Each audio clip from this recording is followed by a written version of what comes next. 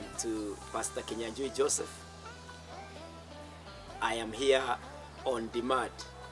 Many people have been interacting with my content here and there, and they have requested that we come on board and have a platform where we can share together, and at least we have some organized way of releasing and you having the content to interact with.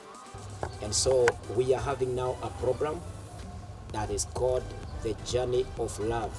We will walk together, and I know that it will be a blessing and it will help your life.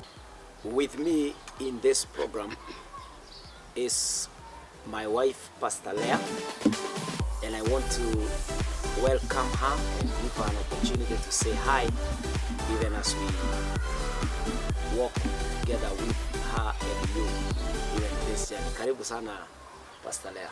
Hey guys, I welcome you to this journey of love, and I know will be of help and encouraging you.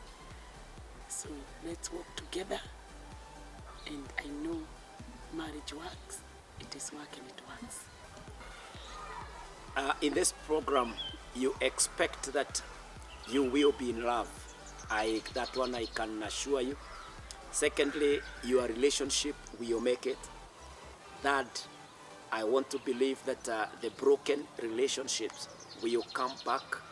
And I also want to believe that you shall find love again, because God is love and He is the one who has established our relationships. So very soon, coming soon, we will be rolling, we will launch ourselves. All I am doing today is to sensitize you, to let you know that we are coming live, and we shall be doing this as often as possible to make sure that your marriage, your relationship works. For you to be getting this information whenever I am coming and bringing the program, whenever I upload, you just go to Pastor Kinyanjui Joseph, subscribe, that's my YouTube, and then you hit the bell.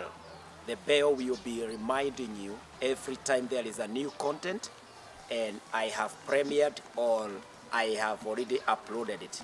And so I kindly ask you that you get in there, you subscribe, you hit on that bell, and you can be sure you will be getting that particular content there by the grace of God.